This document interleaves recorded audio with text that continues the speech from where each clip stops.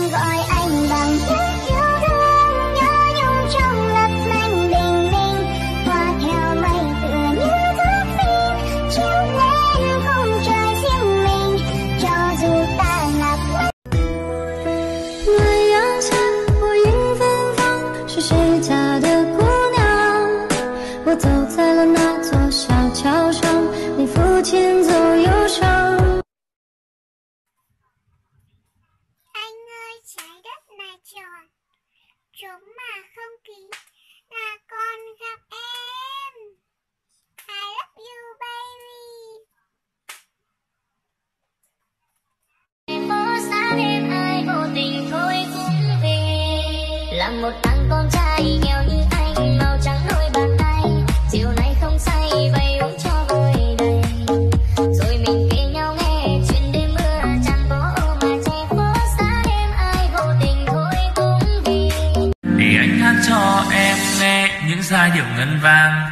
Vài tuần nắng phiêu du theo làn cuốn hồng manh, là công chúa hay nàng là tiên nữ trong tranh, gió cuốn mây mang theo tình ta đến nơi ngàn, để anh hát cho em nghe những giai điệu ngân vang.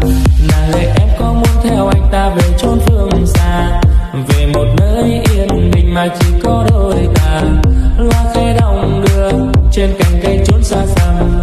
Em có muốn theo anh ta về chốn trăm năm, để anh hát cho em nghe những giai điệu ngân vang. vài tuần nắng phiêu du theo làn cuốn hồng manh, là công chúa hay nàng là tiên nữ trong tranh, gió cuốn mây mang theo tình ta đến nơi ngàn, để anh hát cho em nghe những. 夫人，撒个娇，叫哥哥，哥哥，叫老公，老公，魅惑点，老公，叫爸爸，叫什么？爸爸。I was born for it. EGM EDM EDM EDM 夫人，撒个娇，叫哥哥，哥哥，叫老公，老公，魅惑点，老公，叫爸爸，叫什么？爸爸。Làm quen nha. Bạn bao nhiêu tuổi? 15. Mình 16. Gọi anh đi. Thế anh tên gì? Nguyễn Văn Chồng. Cứ gọi anh là Chồng nhé. Chị Châu ơi, chị là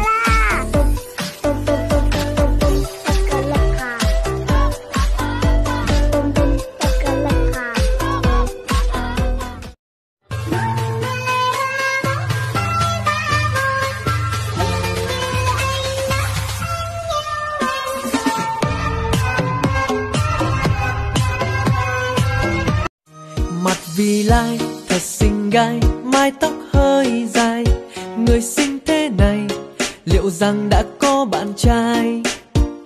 người yêu tớ còn chưa có ai thèm, từ xưa đến nay vẫn chưa yêu một ai đâu. Tại thằng mặt vì lai thật xinh gái, mái tóc hơi dài, người xinh thế này liệu rằng đã có bạn trai?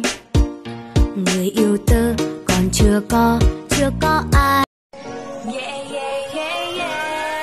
Đưa tay đây nào, mãi bên nhau bạn nhé.